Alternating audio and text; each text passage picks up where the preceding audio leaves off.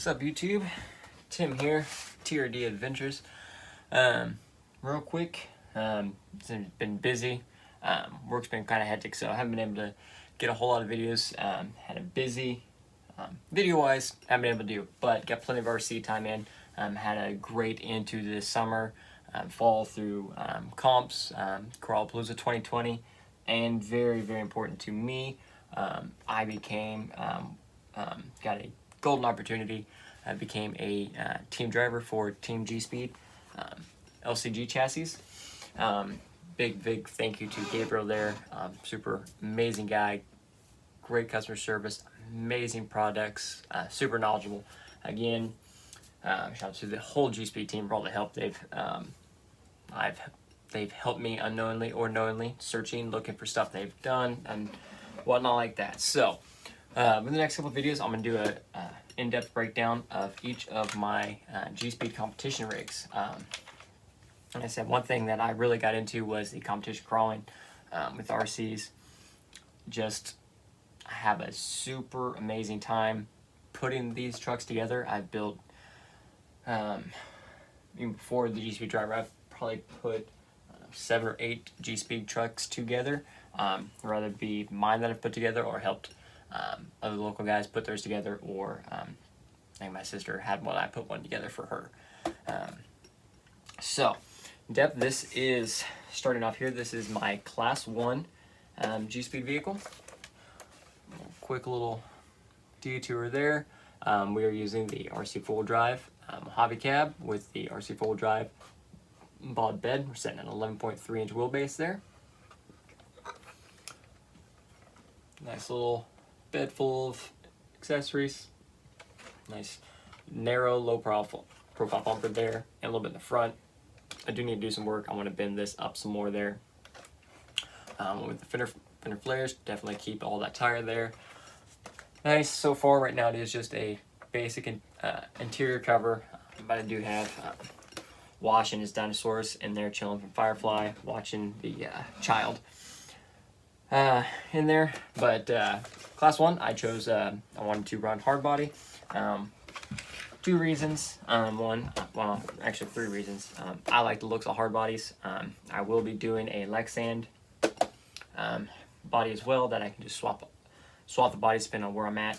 But I guess the main reason I did a hard body is for Crawlapalooza, which is one of the biggest ones I attend. They require hard bodies for Class 1, which is cool. This year was rough. They put some courses together, and I don't think I've ever seen so many hard bodies take a tumble from 5 feet or more in the air.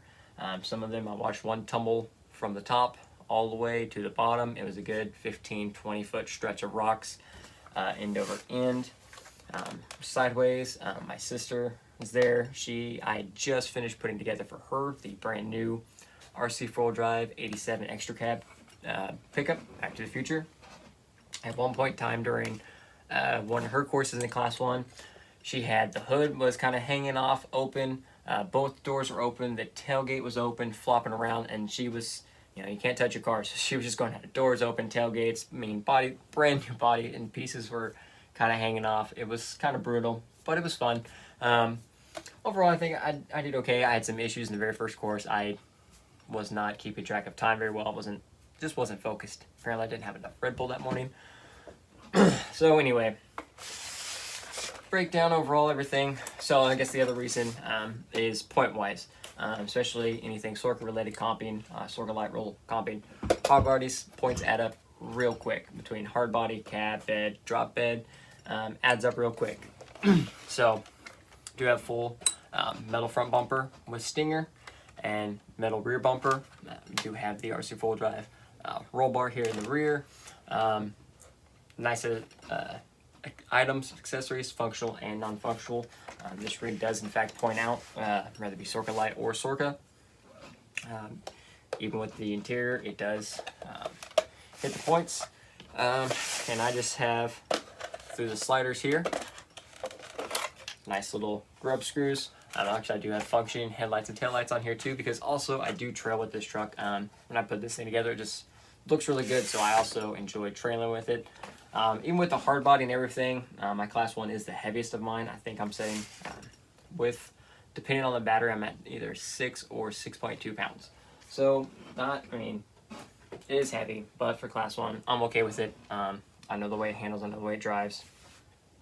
Underneath, we have the beautiful GSpeed V1 C1 chassis, aluminum all the way across.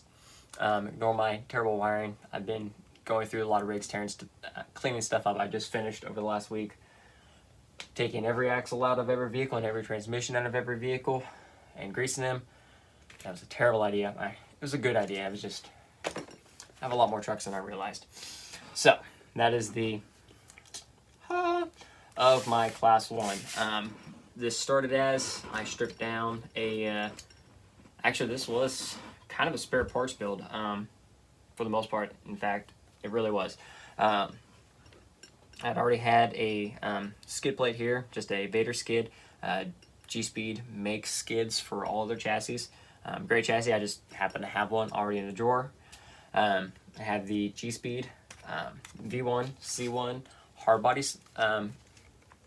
mount sliders.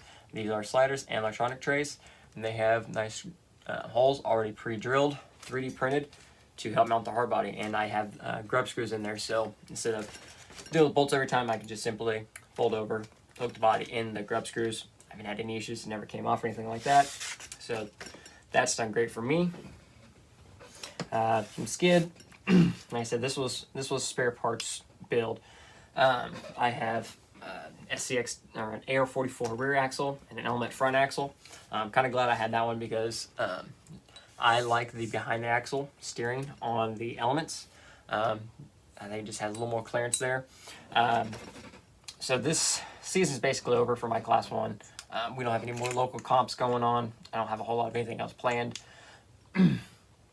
So planned during winter for this vehicle, I do plan on doing AR45s to my class 1. I want the portals in class 1 just to help with clearance, with the small tire, just to help give me just that little bit more clearance, also with the offset pumpkin and everything like that, and a good way for increased overdrive. My axles, transmission currently, I said this was prepared. I have a SCX 10.1 transmission, an axial 3-gear transmission with a Three Brothers RC Yellow Jacket 2000 kV. Awesome motor. I have several of them. Power and all that. A Castle Sidewinder 4. Very, very smooth setup with the Outrunner motors. I know they have that beautiful, amazing sound people tend to hate. I do not mind it as bad. It really depends. I notice the frequency is much different depending on which ESC you use and etc. But most part, I mean, everything, I mean, just with the Sidewinder 4, that smooth and creeping ability to get nice and low, and it still has plenty of power, whatnot like that. And it does have the fan, which is nice. I don't necessarily need the fan. I don't have any heating issues or anything like that, but I have it if I have it, just in case. Up front here, actually just stole the servo for something else, so extra servo is in the drawer. It's just a 20 kg servo I had laying around. And servo winch, the Three Brothers RC Overlander winch. I have that on all of my competition vehicles, class 1, 2, and 3. May not be the fastest winch, but it's definitely one of the strongest. And it is very, very strong winch. It is direct power, so it helps make sure it gets all that. I believe it is 4S capable, which is awesome. I run 3S and mostly actually everything. I will be starting to do more 4S with the class 3 and the class 2 vehicle. Servo on here. Currently, I'm using the Team Garage Hack dual servo mount, but I will be switching that up as well. I will be going to the new GSpeed laydown servo mount, which is exactly what it says. It lays the servo down. It gives it lower CG. It's very, very similar to axle mounted servo, but allows you to still get the points for a chassis mounted servo. I know what you're saying. Well, you have both servos, and it does take up one big slot, but GSpeed, thinking ahead of the game, and also one of the fellow GSpeed drivers actually designed it. They have a new servo mount that uses brackets and holes already on there. I think sometimes you can drill one if you need to. That moves the servo winch from up front to down low, which is also beneficial on its own because it moves it, gets it down lower CG, and still keeps it in the front here. Still gives it that front bias weight. We have the GSpeed spacers across the back here, and I'm using the GSpeed multi-point panhard, which is an amazing panhard. Actually, it's on all but one of mine. It has 3 mounting holes, and it works in conjunction with the Team Garage Hack, the dual servo mount, and the lay down servo mount. Bolts into there, and it gives you 3 positions for a variety of axle combinations. Specifically, the Element RC, the SCX-10.3, and I believe TRX-4 works well with this mount too. I don't have any TRX-4 GSpeed vehicles, but I believe it does. I believe Dylan, one of my local guys, is running that mount, and worked great for his TRX-4 comp build. So this is actually my preferred panhard mount, and it is aluminum. I've had no issues with it. It's taken some tumbles. Nothing's broken, so that's been fantastic. Links here, just have regular. I had some short links here, like I said, I'm at 11.3 wheelbase. I have high clearance links in the front, just regular links in the rear. I had high clearance links, but I was having issues getting the wheelbase right for the body, and I did have a local comp like the next day, so I just rummaged through my link drawer and found some links that worked, and honestly I've been lazy and haven't changed anything since. We have metal SCX style drive shafts. Those are Incision drive shafts. I forgot I put those in there. So we have Incision drive shafts in there. Looking great there. And shock wise, I'm running Team Otsix shocks, 90 millimeters. I actually love these shocks. This was the first pair that I actually bought. No, the first set of Voodoo shocks I bought, and I like them a lot. I've had no issues with them. No, everything's been good. I don't think I've had any. I had one leaking issue, and I forgot to tighten the cap. I forgot to tighten the cap there, so that was my fault. But the rate, and it's done good. It's able. I've tried a couple other sets of shocks on here before, and I had issues with the hard body and weight, so I needed to get that changed. And these shocks answered that problem for me. So bumpers, tires. I'm running the J-Concept Landmines, their new Class 1 tire. And I said normally I do run Voodoo tires, but for Class 1, the KLRs, whether it be MTs or ATs, are unicorns, and they have a significant price tag with them when they do become available. So in the meantime, I'll have to go with the next best Class 1 tire that I've tried, which is this tire. Immediately, thoroughly enjoyed this tire. Performance-wise and looks, everything was just great. I ran the Class 1 Hyrax, Mickey Thompson's, RC 4-wheel drive, Wranglers, and Wrangler MTs, and the Duratrax. These tires, the Landmines, outperform those tires. Again, that can be my area and what I've experienced, but this has been a much better Class 1 tire in my experience and what I've seen this truck start to do now. Even with these tires, I was able to start getting some better things without changing anything other than the tires. Foams I'm working on, I do have some Voodoo Halo Class 1 foams coming for this, so I'm going to get those in there. These foams may leave the rear. These foams, actually, I know a lot of people say they're soft. They're actually, I think they're a little stiff. May just be still new and breaking in. So I'm at least going to get a full set of foams to go out. I'm going to probably try them in the front first and see what happens from there. And then if I need to, I mean, I'll already have them. So I'll just put them in all 4 at that point. Instead, Class 1, I mean, it is, basic, simple, nothing crazy. But like I said, it's done wonders here. It's actually gotten first place at Both local comps it's been to.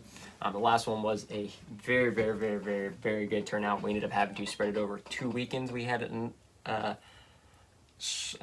enough people show up. Like we were expecting lower, just the normal people that come out and crawl with us, but we had people coming in from 2 or 3 hours away comp with us, which was amazing and really sets us up good for next year getting going and moving forward as far as competing locally.